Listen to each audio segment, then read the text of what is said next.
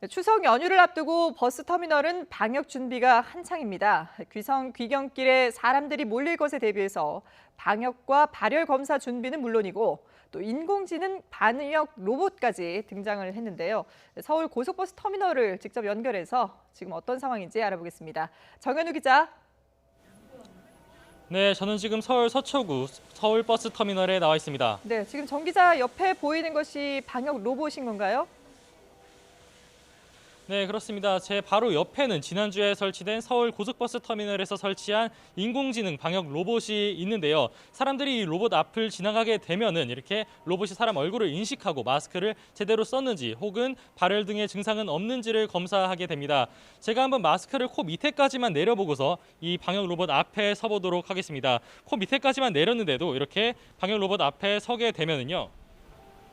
마스크를 착용하세요. 마스크를 착용해달라는 음성이 나오게 됩니다. 이렇게 마스크를 썼는지 여부를 확인할 수 있는 것은 코랑 입의 모양을 이곳 인공지능 방역 로봇이 인식하기 때문인데요. 이렇게 동시에 발열 체크 등도 진행되게 됩니다. 사람을 인식한 뒤 체온을 재기 때문에 커피처럼 뜨거운 물체를 들고 있어도 체온은 제대로 측정할 수 있습니다.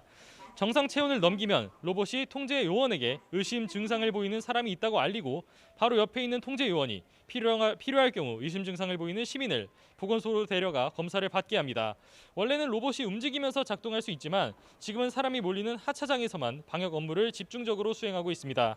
추석 연휴가 다가오면서 버스터미널처럼 이동량이 몰릴 것으로 보이는 장소의 방역 준비도 한창입니다.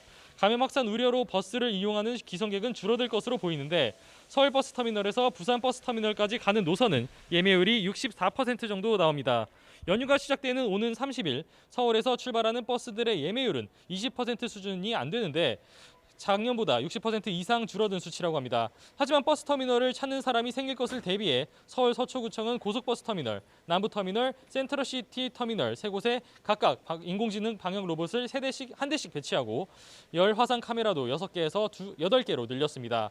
서울시도 이전부터 지방 유입 인구가 많던 서울역과 청량리역 등 주요 역사에서 소독 등 집중 방역을 실시하고 승객과 운전원도 마스크를 착용하게끔 안내할 계획입니다.